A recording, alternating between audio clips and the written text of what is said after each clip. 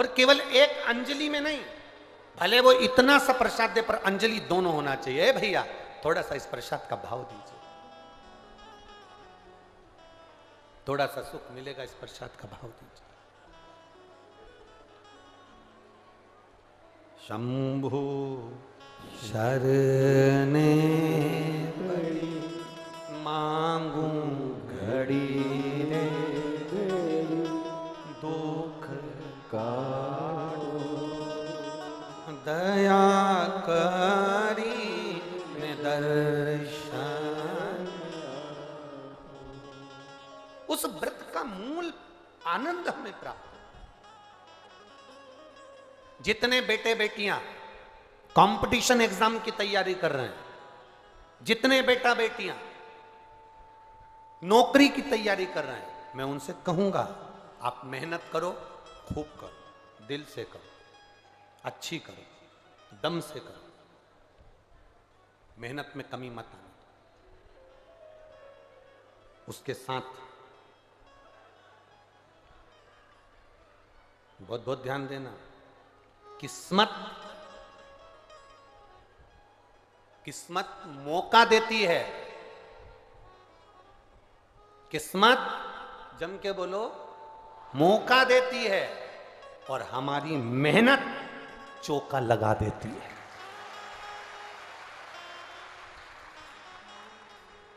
मेरा बेटा बेटियों से निवेदन है, अपनी मेहनत पूरी करना। शंकर भगवान करेंगे क्या? तुम्हें मौका देंगे, एग्जाम में बैठने का मौका देंगे, परीक्षा हॉल में तुम अकेले नहीं रहोगे, मेरा देव अधिदेव महादेव तुम्हारे साथ बैठेगा। किस्मत मौका देती है और हमारी मेहनत, स्वयं की मेहनत चौका लगा देती है। हमारे उन्नति की सीढ़ी को चढ़ाने का कार्य हमारी मेहनत करती है। भगवान शंकर तुम्हारे साथ कदम से कदम मिलाकर चलेंगे। ये मत सोचना कि मैंने अगर शिव जी को बेलपत्री लगा दी है या मैंने जल चढ़ा दिया है तो भोलेनाथ लिख के आएंगे। ना, लिखना तुम्हें पड़ेगा, मेहनत तुम्हें करना पड़ेगी, कर्म तुम्हें करना पड़ेगा। शंकर भगवान तुम्हारे साथ हैं, हर पल, हर क्षण, हर घड़ी है, हर पल है।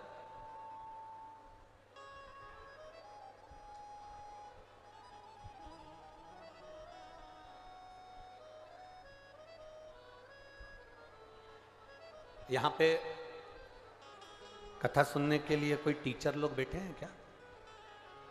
टीचर अगर कहीं बैठे हो तो हाथ हिलाना जरा, कितने टीचर बैठे हैं?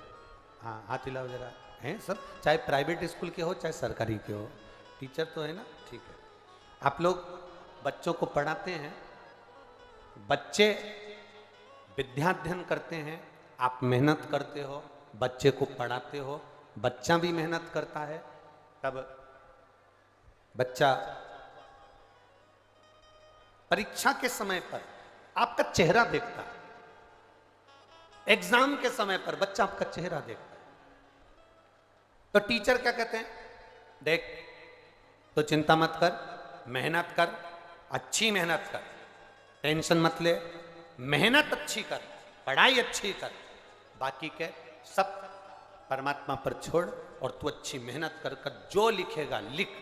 तेरा हाथ चलना चाहिए, तेरी बुद्धि चलना चाहिए, तेरी कलम चलना चाहिए, बाकी का रिजल्ट फिर उसके हाथ में है, वो देगा।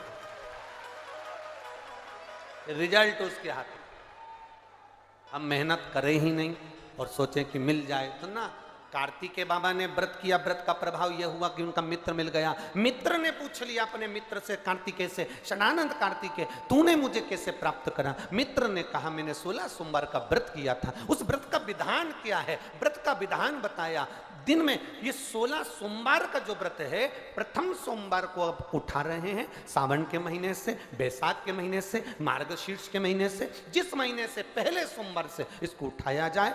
सुबह स्नान पूजन अर्चना कर कर बड़े आनंद के समय, दोपहर का तीसरा पहर प्रदोष काल के समय पर शंकर भगवान की आराधना करी जाए, शिव जी का शिवलिंग का पूजन करा जाए। पार्थिव शिवलिंग का निर्माण कर कर पूजन कर लो, चाहे अपने घर में जो शिवलिंग है उसका पूजन कर लो। जिस प्रसाद को बनाओगे उसके 3 हिस्से, भगवान की आराधना, पूजन, अर्चना। एक हिस्सा भगवान को समर्पित कर, दूसरा हिस्सा सबको वितरण कर, तीसरे हिस्से का भाग स्वयं ले। शिव जी का चढ़ा हुआ प्रसाद पूरी रात्रि नहीं रखा रहता, खास तौर से 16 सोमवार के प्रसाद को रात भर कभी मत रखना। हम 7 दिन जो बेलपत्र यहां से आप लोगों को, कई लोगों को देते हैं, 7 दिन में 5 दिन 4 दिन जो बेलपत्र आपको मिलती है, तो ये बेलपत्र हम उससे कहते हैं रात भर नहीं रखना है। इसको मिले, तुम्हारे शरीर में कष्ट है, रोग है, बीमारी है, बड़े से बड़ा रोग है, लीवर किडनी कैंसर तक का रोग है, तुम्हें जो बेलपत्री दी गई है उस बेलपत्री को तुम इसी पंडाल में कहीं ना कहीं बैठकर उसको खाकर बाबा की रज को अपने हृदय से लगाकर कह कर जाना, बाबा मुझे ये रोग है, समाप्त आप करना। जब 3 दिन कथा का बस केवल जो आखिरी दिन होता है, विराम का दिन होता है, वो बेलपत्री नहीं खाई जाती, उस बेलपत्री को तो रखा जाता। बाकी के जो बाकी के दिन की बेलपत्र होती है उसको खाते हैं। रात भर शिव पोथी पर चढ़ी हुई बेलपत्र केवल आखिरी के दिन की, विराम के दिन की बेलपत्र ही केवल लाल वस्त्र में रखने की होती है। बाकी की बेलपत्र केवल रोज की खाने की होती है, उसको रखा नहीं जाता, खाया जाता।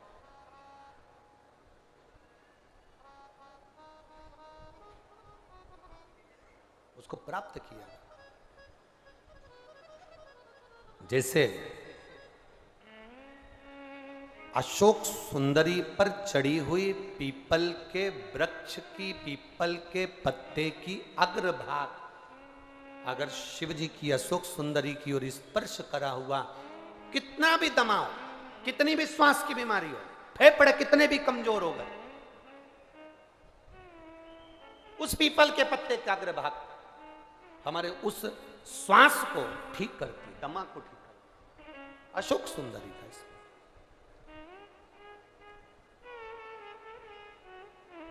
बेलपत्री। अब ब्राह्मण ने पूछा कि तुमने मुझे प्राप्त कैसे करा, का बता दिया, ऐसा ऐसा व्रत है, उसको करो, 17वें व्रत में इसका उद्यापन कर दो। उद्यापन होगा वही प्रदोष काल में, शाम के समय, ठीक है। मान लो 17वें में नहीं कर पाए तो अगला जब तुम्हारे को अच्छा महसूस हो तब करो, पर व्रत का उद्यापन जरूरी है, ठीक है। ब्राह्मण ने सुना, एक पराये गांव में वो व्रत करता करता पहुंच गया। वहां के राजा की लड़की की शादी हो रही थी, राजा ने स्वयंवर रचा था, एक हथनी के सूंड में माला दे दी थी। ये हथनी जिसके गले में माला पहनाएगी, विवाह उसी के साथ बेटी का होगा। वो हथनी कौन थी? हथनी कौन थी?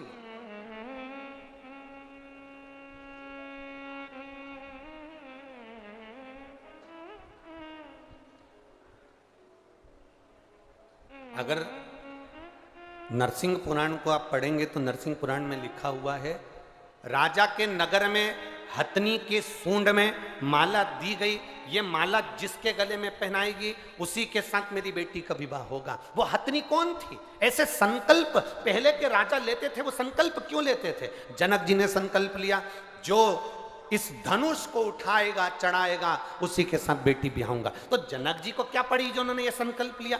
संकल्प व्यक्ति कब लेता है? जब उसको कुछ अच्छा नजर आता। क्या जनक जी ने देखा था? जनक जी ने देखा था कि जनक जी की बेटी माता जानकी जी 4 साल की थी और जनक जी ने अपने गुप्तचरों से, अपने द्वारपालों से कहा था कि आज मैं धनुष का पूजन करने के लिए आऊंगा, धनुष का पूजन करने आऊंगा। धनुष के नीचे गाय का गोबर लाकर लिपा जाए और चौक पूरा जाए, पूजन करी जाए। 10,000 द्वारपाल धनुष को उठाने में लग गए पर धनुष नहीं उठा। आसपास से उनने लीप दिया, पूजन की तैयारी कर दी।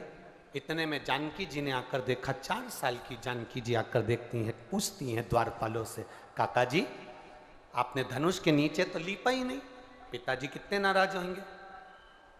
आपने धनुष के नीचे नहीं लीपा, पिताजी नाराज होंगे, हमसे धनुष उठा नहीं। 4 साल की सीता जी ने कहा आपसे धनुष नहीं उठा, लाओ मैं लीप देती हूं। 4 साल की जानकी जी उल्टे हाथ से धनुष उठाई, हाथ में गोबर लेकर जानकी जी ने लीप दिया, धनुष को रख दिया। जनक जी पूजन करने के लिए। जनक जी पूजन करने के लिए आए और जनक जी ने पूजन करते समय देखा कि धनुष के नीचे का भाग पहली बार लिपा हुआ है। जनक जी ने पूछा, यह भाग लिपा कैसे, ये किसने लिप दिया? तो द्वारपालों ने कहा, यह सीता जी ने, जानकी जी ने लिपा। 4 साल की जानकी जी, 4 वर्ष की जानकी, और धनुष उठा लिया। हाँ, बुलाओ सीता जी को।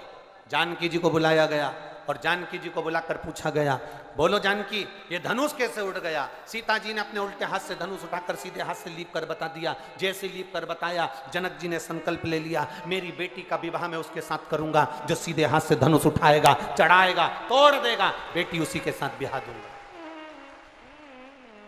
जैसे जनक जी ने संकल्प लिया था, वैसे ही शिव महापुराण की कथा कर रही है। एक राजा ने संकल्प लिया कि हथनी जिसके गले में माला पहनाएगी, बेटी का विवाह उसके साथ करूंगा। ये हथनी है कौन? नरसिंह पुराण का हथी है। ये कौन हथनी? कहा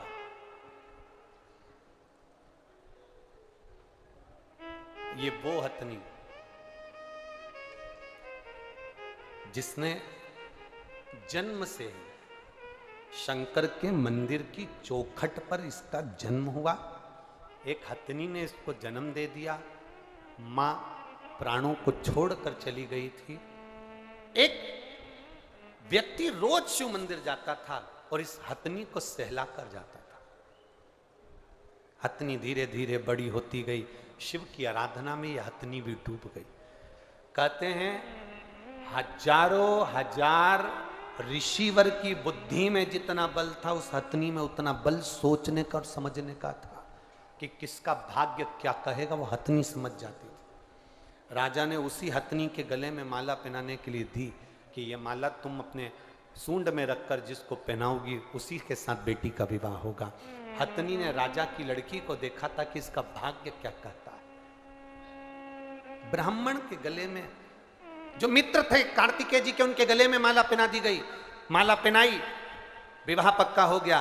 राजकुमारी का विवाह उस ब्राह्मण के साथ हो गया। ब्राह्मण साधारण नहीं दिया, माला पहनने के बाद उसको एक नगर का राजपाट प्राप्त हो गया, जिस नगर का राजा उसको देकर चले गए। शिव क्या करते हैं?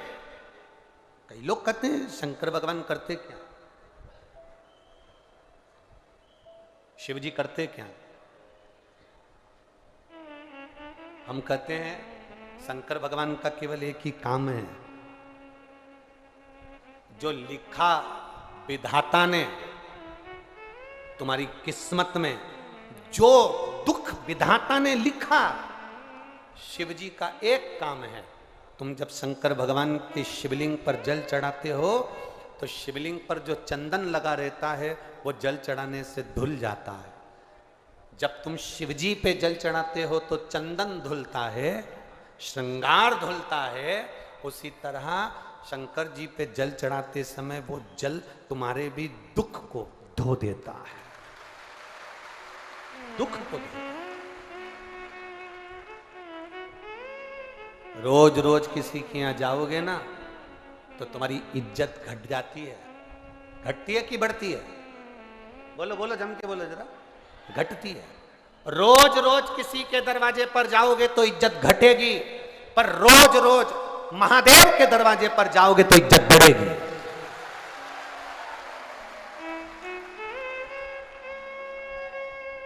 किसी के दरवाजे पर जाने से इज्जत घटती है, पर महादेव के दरवाजे पर जाने से इज्जत बढ़ती है, बढ़ती है इज्जत। अभी तक तुम जाके देखना, तुम ऐसी रोड पर घूमते रहो, रोज शंकर जी के मंदिर जाना चालू कर दो तो पहले तो लोग कहेंगे हाओ आवारा है नंबर 1 का, बेकार है तो छोरा, बहुत अवल्ला है ये तो, बहुत बेकार है ये तो। छोरे को बेचारे को जो देखो वो एक ही बात के, तो अवल्ला है, ये तो ऐसा है, ये तो वैसा है। और वही छोरा जब रोज शंकर जी के मंदिर जाए और शंकर जी का श्रृंगार करे, शिव जी पे जल चढ़ाए, त्रिपुंड लगा के जब मंदिर से आए तो धीरे धीरे लोगों का कहने का तरीका बदल जाएगा। भैया ये तो रोज मंदिर जाता है, शंकर जी का भगत है, नंबर 1 का भगत। भगत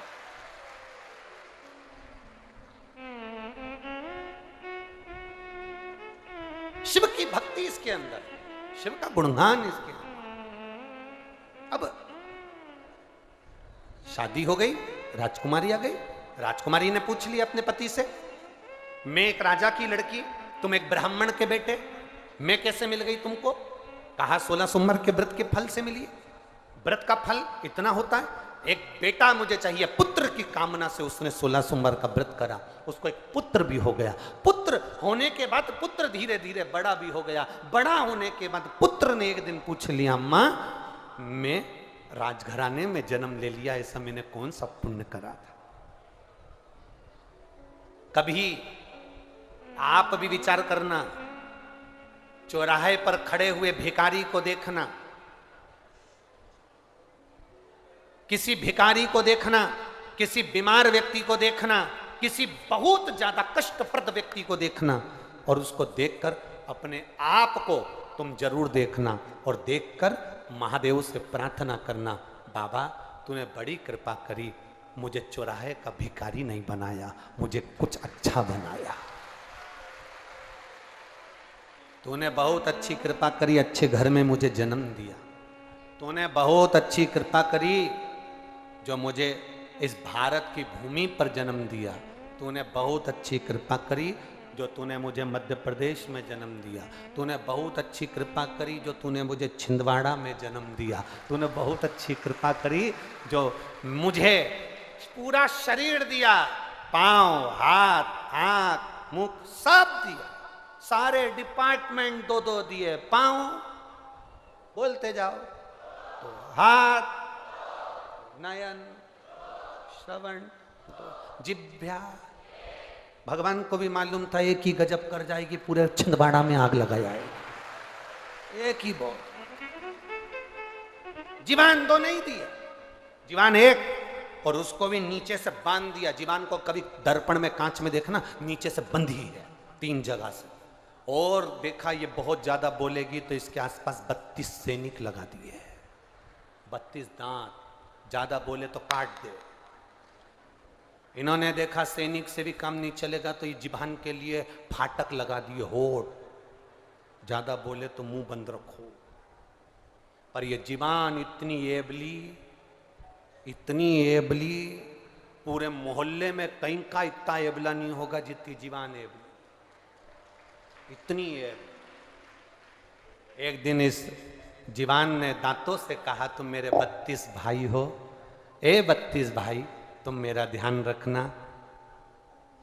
जीवान ने दांतों से कहा, 32 भाई मेरा ध्यान रखना, तुम मुझे काट मत देना।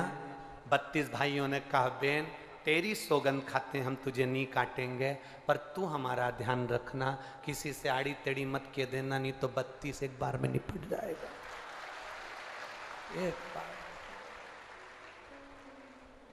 हम ध्यान रखें पर तू भी हमारा ध्यान, बड़ी मुश्किल से।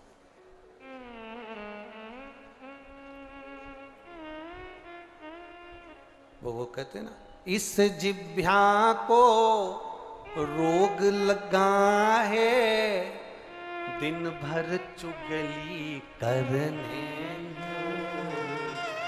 इस जिह्वा को रोग लगा है, दिन भर चुगली करती। कई की तो ऐसी भी आदत रहती है कि कथा में भी चुगली करती रहेगी। कहीं की को आगे बैठी दिख गई ना तो पीछे वाली, वो देख कमला की बहू बैठी, वो देख वो लीलाबाई की छोरी, ये हर जगह ना जाने कहां से आगे घुस जाती है, पता ही नहीं पड़ता। आ गई साड़ी में पिन लगा के। इस जिह्वा को रोग लगा है, अरे रोज चुगलिया, इन जिह्वा से शिव जी जप लो, सारे रोग मिट, सारे रोग की समाप्ति है, मिट जाए।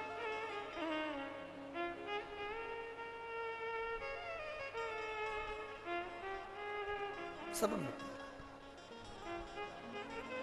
आप जितना भजन में चित्त लगाओगे उतनी उतनी आनंद की अनुभूति आपके भीतर होती चली जाएगी, उतना सुख अपनी जिंदगी में मिलता चले जाएगा। क्या करा जाए? बेटे ने पूछा मुझे क्या करना चाहिए? मेरी जन्म अच्छे घर में अगर तुम्हारा जन्म हो जाए, अच्छा घर मालूम है कैसा होता है? अरे जम के तो बोलो, जिसके यहाँ एसी लगा है वो अच्छा घर है, जिसके यहाँ डनलप के गद्दे बिछे हैं वो अच्छा घर है, खूब जोरदार गाड़ी बंगला सो अच्छा घर है? नहीं, अच्छा घर, अच्छा घर। तो हमने एक बार पहले कथा में कही थी, मकान बनाओ मना नहीं है, घर बनाओ मना नहीं है, पर घर अच्छा बनाने के लिए दो अच्छे होना चाहिए। मकान अच्छा बनाने के लिए, घर अच्छा बनाने के लिए दो अच्छे होना चाहिए। पहले नंबर पर मिस्त्री, दूसरे नंबर पर स्त्री।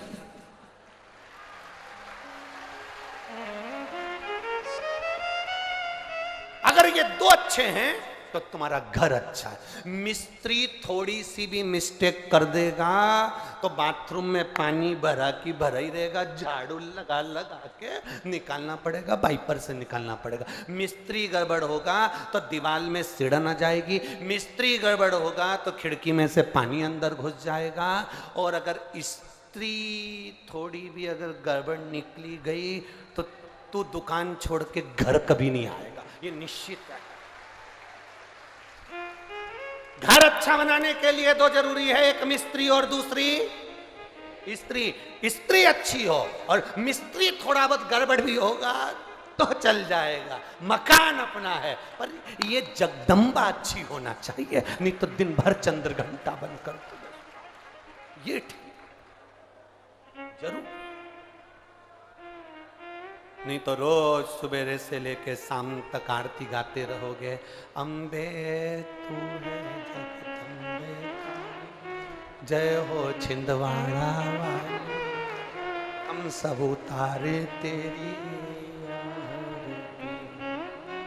तेरे घर के बच्चों पे भीड़ पड़ गई। क्या अब मिस्त्री और स्त्री दोनों ठीक हो, घर अच्छा, परिवार अच्छा। अच्छे घर में अगर जन्म हो जाए, अच्छा घर से मतलब ये नहीं कि फ्रिज ने, कूलर ने, वॉशिंग मशीन ये नहीं, ये ने वो, कुछ नहीं। झोपड़े में भी रहो तो बस जहां जिसके साथ रह रहे हो, परिवार में जितने लोग रह रहे हैं, सबका दिल अगर खुश है, सास भी प्रसन्न, बहू भी प्रसन्न, बेटा भी प्रसन्न, नाती पंती सब प्रसन्न है, तो झोपड़े में भी सुख है। यहाँ कई लोग बैठे होंगे जिनके घर में पहले मेहमान आते थे तो एक ही दो कमरे का तो मकान होता था, उसी में दरी बिछा के, गद्दा बिछा के और सो जाते थे। पहले तो कई कई माताएं तो ऐसी भी हैं जिनके घर में रुई के गद्दे नहीं होते थे, तो टाट का गद्दा सिल के उस पर साड़ी की खोल चढ़ा के उस पर सो जाते।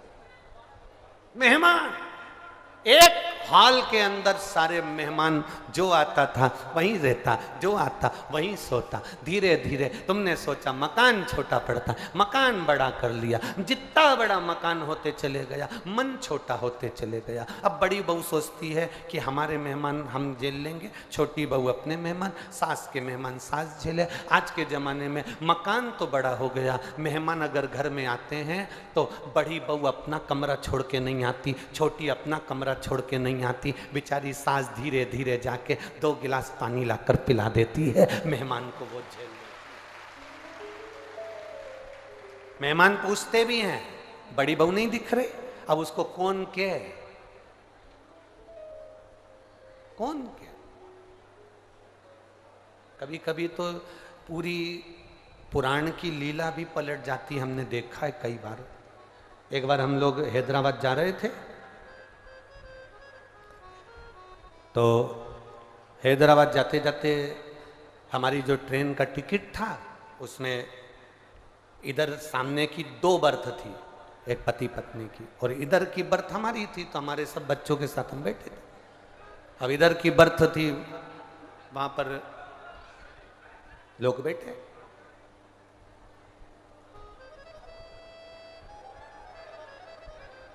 थोड़ी देर बाद वहां पर एक नागपुर से कुछ लड़के चढ़ गए और लड़के चढ़े और लड़के ने चढ़ते से देखा कि महाराज तो धोती पहन के बैठे हैं, तो उन्होंने पूछा आप कथा करते हो? हमने कहा हाँ। आप कथा करते हो? बहुत पहले की बात है, 15-20 साल पहले। आप कथा करते हो? हाँ। लड़कियां भी थी उन लड़कों के साथ, नागपुर के बच्चे थे, थोड़ा उन्होंने कहा ठिठोली कर ले महाराज जी से। फिर कहा आप कथा करते हो? हमने कहा नहीं, कथा करने वाले के 2 सींग होते हैं। इतने में लड़कियां हंसकर कही महाराज जी आपको बुरा लग गया। हमने कहा हमको बुरा नहीं लगा, हमारा एक क्वेश्चन है, आप उसको सॉल्व कर सकते हैं? हमने कहा क्या क्वेश्चन है बताओ। तो उन्होंने कहा हमारा क्वेश्चन ये है कि भगवान ने हाथ दिए, पाँव दिए, सब दिया, पर भगवान ने जो ये कान दिए भगवान ने, तो सुनाई तो ये 2 छेदों से देता है, फिर भगवान ने ये क्यों बनाया? जब सुनाई तो छेदों से देता है, अपन कोई शोर होता है तो ऐसे कानों में उंगली डाल लेते हैं, शोर बंद हो जाता है, फिर भगवान ने ये क्यों बनाया? हमने कहा इतना सा प्रश्न तुम्हारे प्रोफेसर से पूछ लेते जिस कॉलेज में पढ़ते। नहीं आप बताओ भगवान ने ये क्यों बनाया? हमने कहा देख बेटा, भगवान का नाम चतुर नारायण है, उसको मालूम है जब तेरा बुढ़ापा आएगा तो चश्मे का स्टैंड कहां से लाएगा, उसको मालूम है। अब रोज रोज बुढ़ापे में तू चश्मा बांधेगा और छोड़ेगा तो नहीं, इसलिए भगवान ने ये चश्मा रखने के लिए स्टैंड दिया, यहाँ रख ले। उसने कहा महाराज जी हर हर महादेव। हमने कहा जय श्री शिवाय। कभी कभी लीला पलट जाती, कभी कभी चित्र विचित्र होता। मांगा शिव तत्व को, मांगो शंकर की उदारता को, मांगो शंकर की करुणा को मांगो। अब अच्छे घर में जन्म लेना का मतलब ये नहीं कि बहुत गाड़ी बंगला जमीन जायदाद सोना चांदी पीतांबर हीरा मोती सब हो। अच्छे घर में जन्म लेने से मतलब है घर में जितने सदस्य रह रहे हैं वो एक दूसरे का आदर करें, सम्मान करें और सब मिलकर कभी कभी एक साथ बैठकर भगवान का भजन करें, तो समझ लो वो अच्छा घर है, वो अच्छा घर है जहां हम रह रहे हैं। ना राम नाम लीनो ओ तूने भरी जवानी में, तू डूब के मर जा रे चुल्लू भर। ये जिसके यहाँ भगवत स्मरण होता हो, भजन होता हो, वो घर घर आनंद।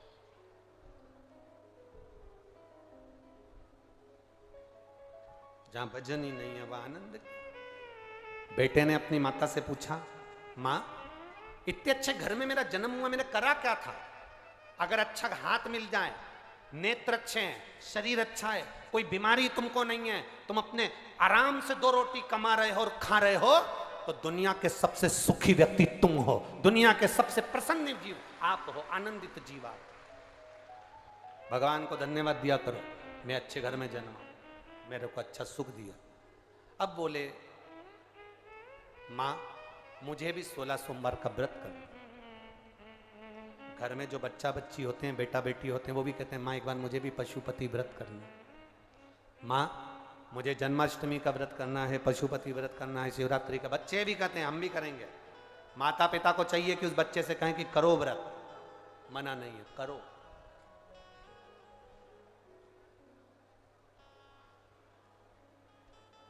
करो व्रत, व्रत करने में मना नहीं। बेटे ने व्रत करना प्रारंभ करा, नियम बना लिया व्रत का नियम।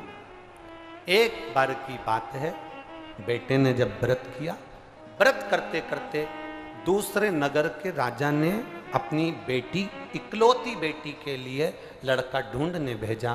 तो ये युवराज, ये लड़का मिला, जिसको देखकर अपनी बेटी का विवाह कर दिया।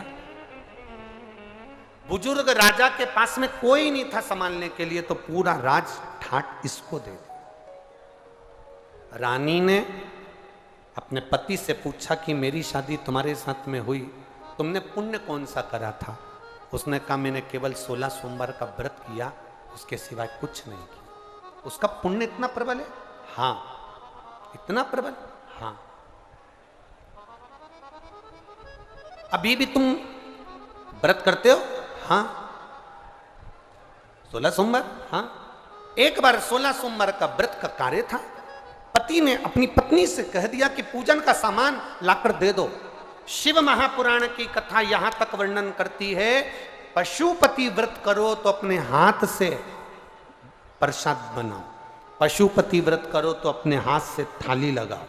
शंकर भगवान की हरतालिका तीज का व्रत करो, चाहे पशुपति व्रत करो, चाहे शिवरात्रि का व्रत करो, अपने हाथ से पूजन की थाली लगाना चाहिए, जमाना चाहिए, अपने हाथ से पूजन की थाली को तैयार करना चाहिए। दिया बाती सब अपने हाथ से, अपने हाथ। और आज हम कहने में पीछे नहीं हटेंगे, एक बात जरूर आपसे कहेंगे, अगर आप स्वीकार करेंगे तो।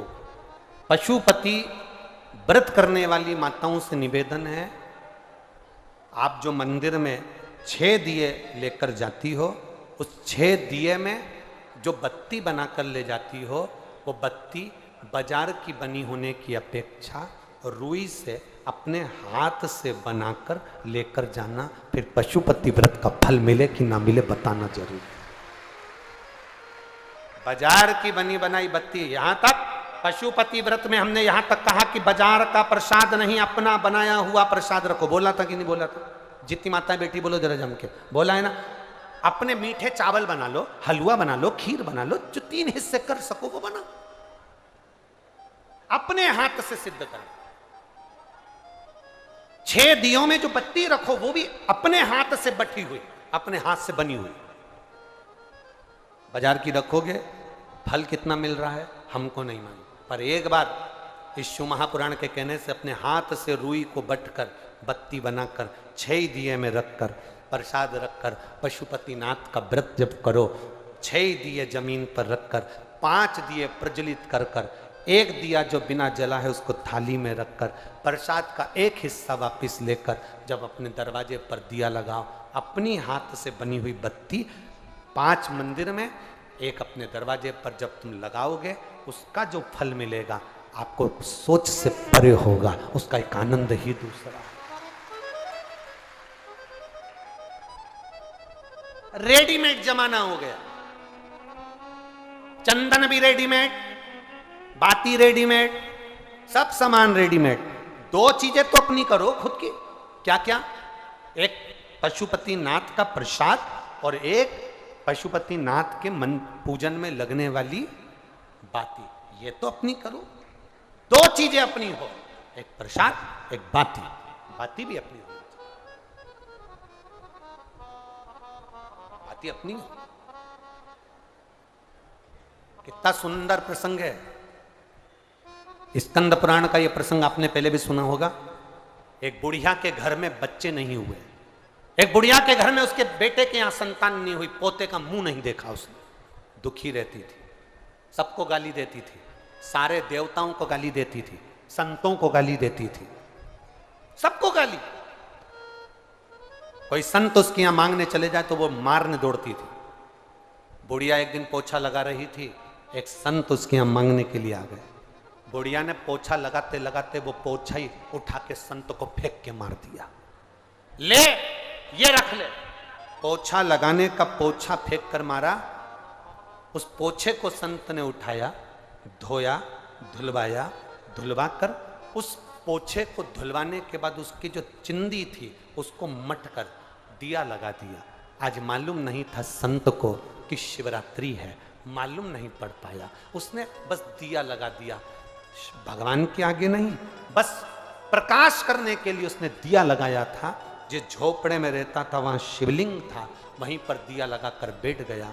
इतने में बाबा देव अधिदेव महादेव ने कहा, सुनो संत देव, जिस स्त्री ने तुमको ये पोता दिया, हमारे यहां पोछने वाले को पोता कहते हैं, जिस स्त्री ने ये पोछा ये पोता दिया, उसका दिया कपड़ा मेरे सामने प्रकाश करा है, इसलिए मैं उसके घर में पोता देता हूं। ये पोते का प्रमाण, मैं पोता दे रहा हूं उसके घर। एक पोछे का कपड़ा भी हमको फल दे जाता है। अपने हाथ से आप लोगों ने पशुपति व्रत करे हो और आपको लगता है कि मैंने व्रत करे थे मेरा काम नहीं हुआ, एक बार अपने हाथ से बाती को मट कर भगवान के सामने 5 पशुपति व्रत कर देखिए। रानी से कहा कि मेरा पूजन का सामान भेज देना, अपने हाथ से हड़ताली का तीज की पूजन की तैयारी करो, अपने हाथ से फुलेरे का स्मरण करो, अपने हाथ से पूजन का साहित्य तैयार करो, अपने हाथ।